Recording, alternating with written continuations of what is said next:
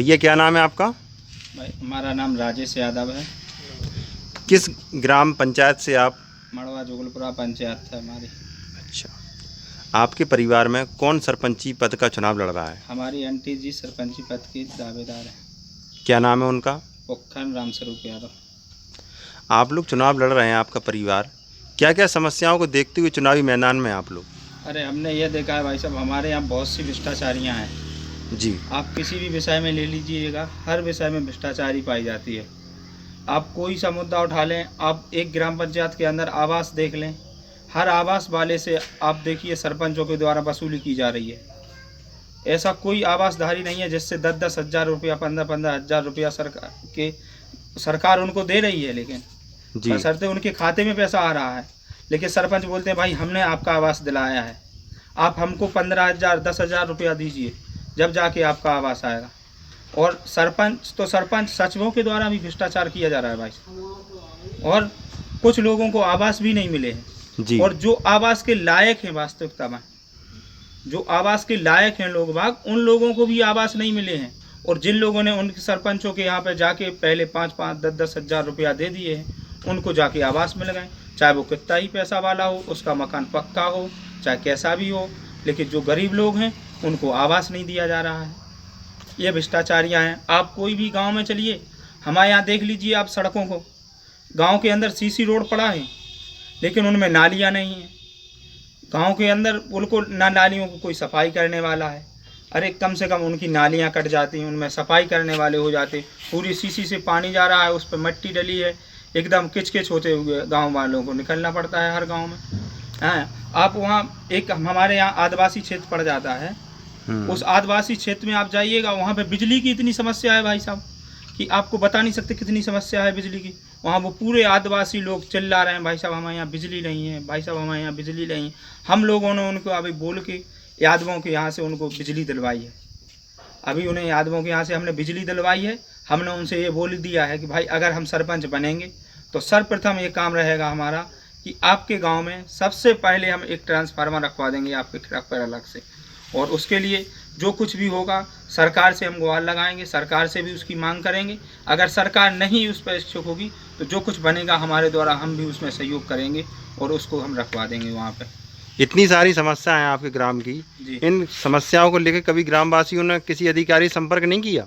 अरे अधिकारी से संपर्क करते हैं। अधिकारी किसके पास आता है? सरपंच के पास आता है। ठीक है, सरपंच के पास अधिकारी आया, उन्होंने अरे यार सरपंच साहब क्या है, ठीक है सब ठीक है साहब, देख लो आप बढ़िया है चल लो, तो बस यही कह के बोल के भगा देते हैं उनको। थोड़ा बहुत दे दिया, ऊपर नीचे कर दिया, वो लोग अपने चले जाते हैं घर। उन्हें क्या लेना देना है इससे कि क्या है गांव में क्या नहीं है। जब गांव के अंदर आओ तब उन्हें समस्या का उसके बारे में पता चले कि क्या समस्या है। शिक्षा पे क्या प्रभाव है? नहीं, शिक्षा पर तो ठीक है, लेकिन फिलहाल स्कूल में कम से कम मास्टर टाइम से आए। अभी आप शिक्षा के बारे में देख लीजिए, हमारे यहाँ स्कूलों को मध्याह्न भोजन है सरकार के द्वारा, लेकिन उनको ना मध्याह्न भोजन टाइम से दिया जाता है ना कुछ होता है। और एक साल के अभी जैसे कोरोना काल के समय से सरकार ने एक नियम किया है कि उन बच्चों का उनका गेहूँ दिया जाए। ठीक है, तो 1.5 साल हो गया भाई साहब इस गाँव के अंदर, 1.5 साल के अंदर उन बच्चों को उनका गेहूँ नहीं दिया गया, ना उसका गेहूँ का कुछ दिया गया है। 1.5 साल से बस कुछ लोगों ने शिकायतें लगाई हैं, तो वो समूह के में है काम, तो वो समूह वाले आ जाते हैं। अब सोसाइटी वालों को देख लीजिए, वो भी विषय में है, और हर विषय के बारे में ना कोई सरपंच बोलने के लिए तैयार है ना कोई, और सोसाइटी वाले बोलते हैं उठ गया हमारा अनाज। ठीक है, स्कूल वाले ले गए हैं, समूह वाले ले गए हैं, और वो लोग देते नहीं हैं उनको। हर बार यही बोल देते हैं वो हमने अभी लाओ नहीं है, आप जानकारी कर लो। और उन लोगों से पूछने जाओ तो वो बोल देते भैया पूरा चलोगा हमारे यहाँ से, सिर्फ हर महीने जा रहा हो राशन, और उनको देना है ना कुछ है नहीं, बच्चों को बस बना देते हैं भाई मिलो नहीं हमें, सो हम नहीं दे रहे। और 1.5 साल से यही समस्या चल रही है हमारे गाँव में। आप लोग यदि चुनाव में जीत जाते हो तो आप लोग के क्या क्या राय हैं विकास को लेकर? हमारी तो ये राय है कि भाई साहब सबसे पहले हम गांव के बढ़िया सीसी सुधरवाएंगे, उनको अच्छी तरह से नाली व्यवस्थित करवाएंगे, वहाँ पे एक सफाई कर्मचारी रखेंगे हर गांव के अंदर।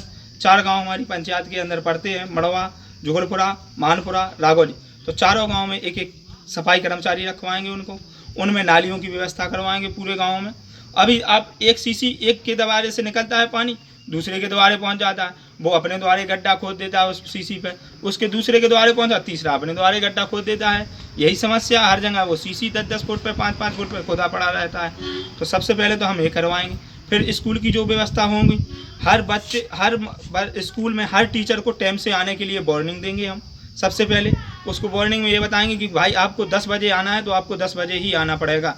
और हर बच्चे के जाके हम स्वयं हर हफ्ते कम से कम हर हफ्ते जाके वहाँ पर देखेंगे कि भाई को कितना टीचर पढ़ा रहा है बच्चों को कि नहीं पढ़ा रहा है।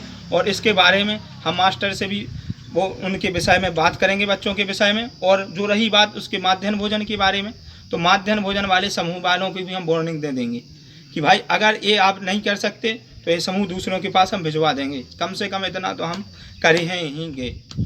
क्या चुनाव चिन्ह है आपका? हमारा चिन्ह है अनाज बरसाता हुआ किसान। ग्राम वासियों से क्या कहना चाहेंगे पूरी अपनी ग्राम पंचायत से? बस हम तो यही कहना चाहेंगे कि भाई अनाज बरसाते हुए किसान पर, किसान अनाज बरसाता हुआ किसान चिन्ह है हमारा, और हम एक किसान के बेटे हैं।